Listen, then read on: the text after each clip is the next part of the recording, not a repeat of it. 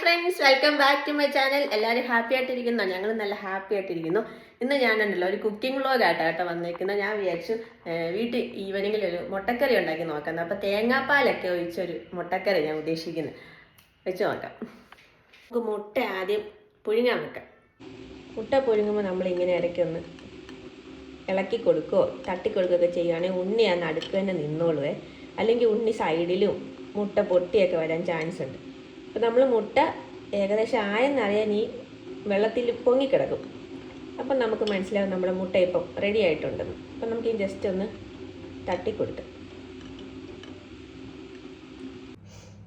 നമ്മുടെ മുട്ട അപ്പം ഏകദേശം റെഡി ആയിട്ടുണ്ടെങ്കിൽ നമുക്ക് ചൂടുവെള്ളത്തിൽ നിന്ന് തണുത്ത വെള്ളത്തിലോട്ട് കുറച്ച് നേരം ഇട്ട് വെക്കാം. അപ്പം നമുക്ക് ഫസ്റ്റ് വേണ്ടത് സവോള ചോപ്പ് ചെയ്തത്, പിന്നെ ഇഞ്ചി, തക്കാളി, ഒരു പച്ചമുളക്. എരിവ് കൂടുതൽ ഇഷ്ടമുള്ളവർക്ക് 2 എണ്ണം കൂടി ഇടാം. ഇപ്പം നമ്മൾ 2 പേർക്ക് സെർവ് ചെയ്യാനുള്ളതാണ് ഉണ്ടാക്കാൻ പോകുന്നത്. അപ്പം നമുക്ക് ഉണ്ടാക്കിയിട്ട് വരാം. നമുക്കപ്പോൾ ഫസ്റ്റ് ഒരു പാൻ ചൂടാക്കാൻ വെക്കാം. അതിലേക്ക് 2 ടേബിൾ സ്പൂൺ എണ്ണ ഞാൻ ഒഴിക്കുന്നുള്ളൂ.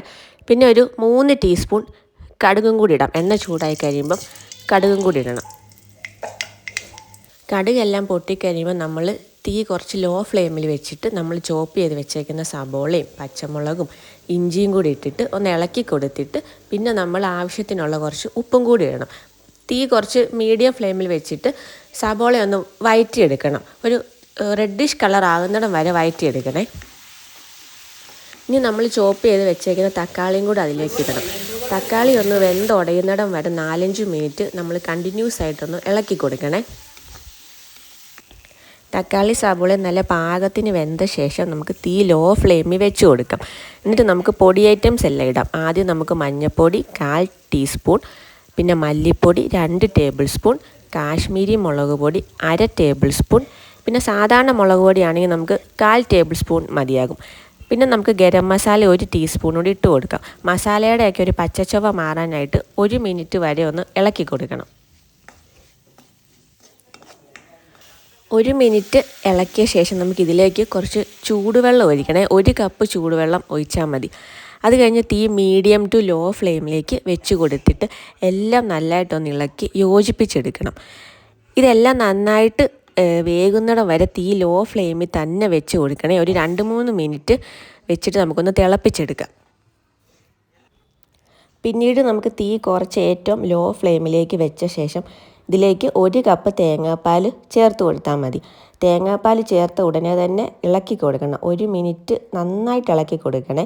തേങ്ങാപ്പാൽ ഒഴിച്ച് കഴിഞ്ഞ ശേഷം തിളപ്പിച്ച തേങ്ങാപ്പാൽ പിരിഞ്ഞു പോകും. അതുകൊണ്ട് തീ ഏറ്റവും ലോ ഫ്ലെയിമിൽ തന്നെ വെച്ച് വേണം നമുക്കൊന്ന് ഇളക്കി കൊടുക്കാൻ. 1 മിനിറ്റ് ഇളക്കിയ ശേഷം നമുക്ക് നേരത്തെ പുഴുങ്ങി വെച്ച മുട്ട അതിലേക്ക് ചേർത്ത് കൊടുത്താൽ മതി. മുട്ട ഞാൻ 2ആയിട്ട് കട്ട് ചെയ്തിട്ട് ഇടുന്നത്. അങ്ങനെ കട്ട് ചെയ്ത് ഇടുവാണെങ്കിൽ ഗ്രേവി എല്ലാം മുട്ടയിൽ നന്നായിട്ട് പിടിക്കും. സിംഗിളായിട്ട് മുട്ട ഇടുവാണെങ്കിൽ അതും നല്ലതായിരിക്കും. ഇതിപ്പോൾ ഞാൻ 2ആയിട്ട് കട്ട് ചെയ്തായിട്ടേക്കുന്നത്. മുട്ടയെല്ലാം അതിലേക്ക് നമ്മൾ ആഡ് ചെയ്ത ശേഷം ചെറുതായിട്ടൊന്ന് തിളപ്പിക്കണേ. ചെറുതായിട്ട് തിളപ്പിച്ച ശേഷം തീ ഓഫ് ചെയ്യണം. തേങ്ങാപ്പാൽ ഉള്ളതുകൊണ്ട് ഒരുപാട് തിളപ്പിച്ച തേങ്ങാപ്പാൽ നേരത്തെ പറഞ്ഞ പോലെ പിരിഞ്ഞു പോകും. നമ്മുടെ തേങ്ങാപ്പാലൊക്കെ ഒഴിച്ച മുട്ടക്കറി റെഡി ആയിട്ടുണ്ട്. വെറും 10-15 മിനിറ്റ് കൊണ്ട് റെഡിയാക്കാൻ പറ്റിയ ഈസി ആയിട്ട് റെസിപ്പിയാണ് കേട്ടോ.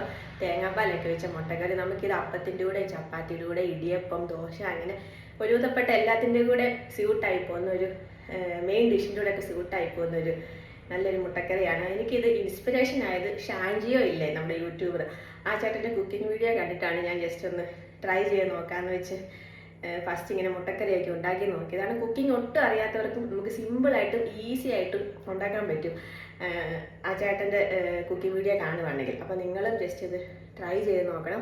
തേങ്ങാപ്പാൽ ഒഴിച്ചുള്ള മുട്ടക്കറി ആകുമ്പോൾ നല്ല ടേസ്റ്റി ആയിരിക്കും, എല്ലാവർക്കും ഇഷ്ടപ്പെടുന്നതായിരിക്കും. അപ്പോൾ നിങ്ങൾ ട്രൈ ചെയ്ത് നോക്കിയിട്ട് നിങ്ങളുടെ അഭിപ്രായങ്ങളൊക്കെ നമ്മളെ അറിയിക്കണം. അപ്പോൾ നമുക്ക് അടുത്ത വ്ളോഗിൽ കാണാം. ടാറ്റാ.